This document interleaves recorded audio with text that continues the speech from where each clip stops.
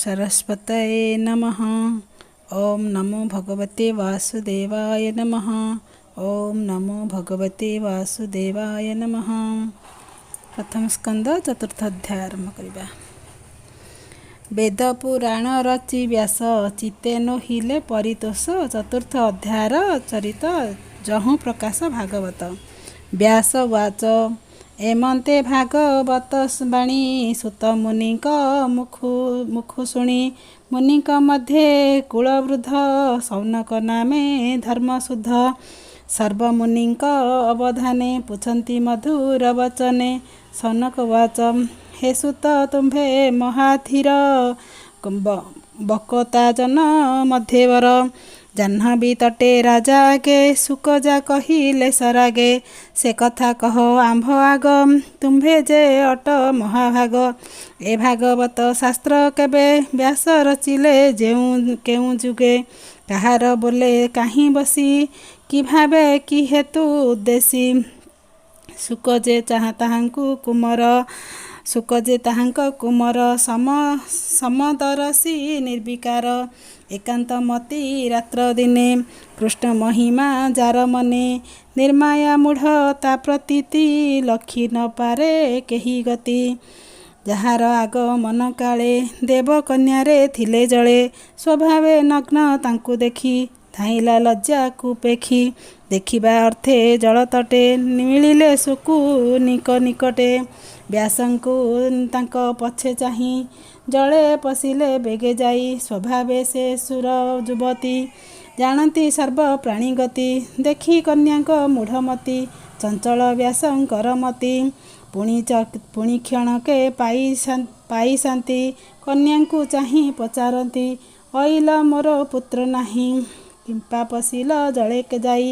ଏକିସ ତୁମ୍ଭର ବ୍ୟବହାର ସେ ସୁକ ମୋହର କୁମର ତରୁଣ ବୟସ ତାହାର ଏ ବୃଦ୍ଧ ଶରୀର ମୋହର ବ୍ୟାସ ବଚନେ ନାରୀଗଣେ ତକ୍ଷଣେ ମିଳିଲେ ଚରଣେ ବୋଲନ୍ତି ବ୍ୟାସ ମୁଖ ଚାହିଁ ସଂସାର ତାଙ୍କ ହୃଦୟ ନାହିଁ ସ୍ତ୍ରୀ ପୁରୁଷ ନ ଜାଣନ୍ତି ସମସ୍ତ ଏକ ଭାବେ ଚିନ୍ତି ତୁମ୍ଭେ ଯେ ବୋଲ ଆମ୍ଭେ ବୃଦ୍ଧ ବିଷୟର ସେ ଅଛି ସଧ ଏଘେନି ହୋଇଲୁ ଅନ୍ତର ଆମ୍ଭର ଦୋଷ କ୍ଷମା କର ଏମନ୍ତେ ଗଲେ ନାରୀଗଣେ ସୁକ କହିଲେ ସେହି ବନେ ସେ ସୁକ ମୁନି କିସ କାର୍ଯ୍ୟେ ପ୍ରବେଶ କଲେ କୁରୁ ରାଜ୍ୟେ ଜଡ଼ ଉନ୍ନତ ପ୍ରାୟ ହୋଇ ତାହାଙ୍କୁ କେହି ନ ଜାଣଇ କେମନ୍ତେ ପରୀକ୍ଷିତ ମିଳିଲେ ଜହ୍ନ ବୀରକୂଳେ ତହିଁ ଅନେକ ମୁନି ମଧ୍ୟେ ଏ ଭାଗବତ ରସାସ୍ପଦେ ପ୍ରଜାଙ୍କ ଦ୍ୱାରେ ସ୍ୱୟଂକାଳେ ଯେ ନିତ୍ୟ ଭିକ୍ଷା ଅର୍ଥେ ମିଳେ ଗୋଦେହ ମାତ୍ର ଦ୍ୱାରେ ରହି ଗୃହିଙ୍କି ତୀର୍ଥ ଫଳ ଦେଇ ସେ ମୁନି ପରୀକ୍ଷିତ ମିଳିଲେ ପୂର୍ବ ପୁଣ୍ୟ ଫଳେ ସେ ପୁଣି ଭାଗବତ ଶାସ୍ତ୍ର କହିଲେ ତ ଆଚମ୍ବିତ ସେ ଭାଗବତ ପରୀକ୍ଷିତ ସ୍ୱଭାବେ ଅଭିମନ୍ୟୁସୁତ ତାହାଙ୍କ ଜନ୍ମ କର୍ମ ଯେତେ କହିବା ଆମ୍ଭର ଗ୍ରତେ ଏ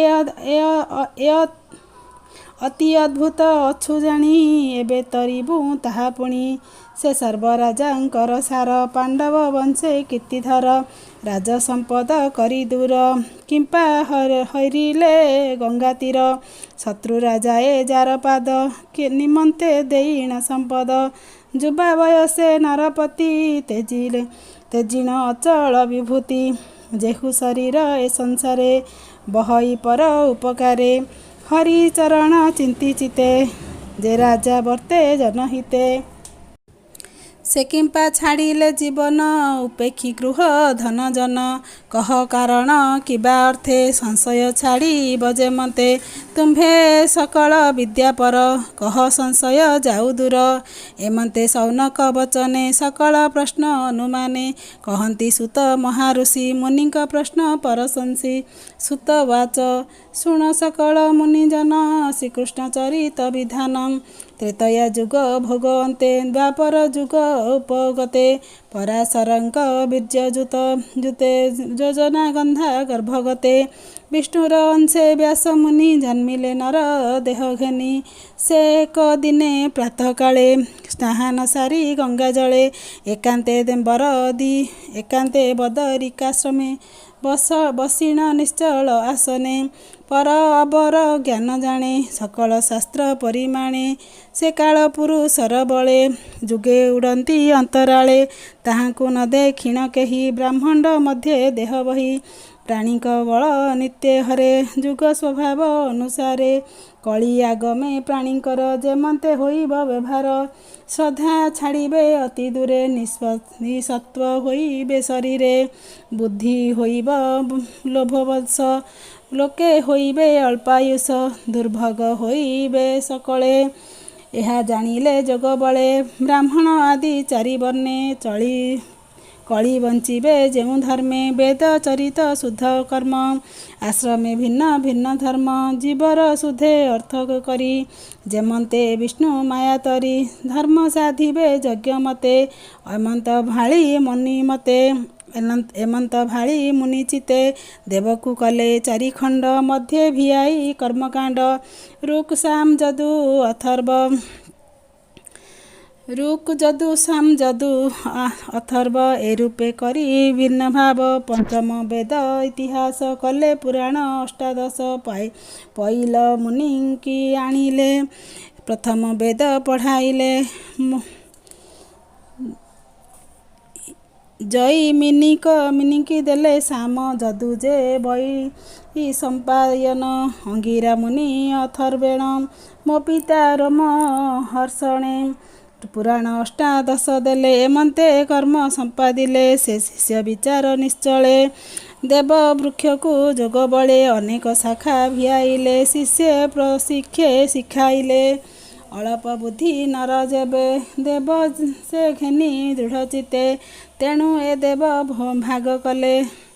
जे जहा मति अनुसारे स्त्री शूद्र जन ए जगते योग्य नुहंती वेद पथे ताहांक निस्तारण अर्थे उपाय चिंती दया चिते बुद्धिमंदरे वेद मंथी भारत पद बंधे गुंथी वेद उधारी सार अर्थ सृजिले पुराण भारत प्राणी को निस्तारिबा अर्थे ए रूपे सृजी वेद मते कले ही सर्वधर्म जेते तोष नहिले हृदगते आश्रम सरस्वती कोले मन जे नर हे निश्चले जोगे न पारी चित्त धरी चंचले मंत विचारी अति कठोरे वेद अग्नि पूजी गुरुंक आज्ञा मानी कर्मर नाश नाही तेणे मु जहा करिछि निर्माणे जेउ भारत वेदसारे कली स्त्री शूद्र तारिबारे तेबे निर्मल नोहे मन चिंता अनले छन छन ए मन धरी बिकेमते निश्चल करी ज्ञान पथे जेते चिंतिली वेद धर्म विचारे से तो माया भ्रम ए माया तुटई जेमते श्रीकृष्ण भक्ति जोग पथे करी भागवत धर्म जेणे न लागे भव भ्रम एमंत हृदय विचारी मन को न पारंती धरी एमंत समय नारदे आसन्ते शुभ वीणानाद तक्षणे सरस्वती तटे मिलिले व्यासंक निकटे नारद आग मन देखी तक्षणके आसन उपेक्षी केते ही दूर आग सरी नारद करे कर धरी बसाई उत्तम आसने पूजिले अतिथि विधाने से व्यास नारदंक पदे सुजने प्रणम आनंदे जार चिंतने पापनाश नमय जगन्नाथ दास इति श्रीमद्भागवते महापुराणे परमहंस संहितायां प्रथम स्कंदे नैमिषोपाख्याने नारदागमनं नाम चतुर्थोऽध्यायः समाप्त।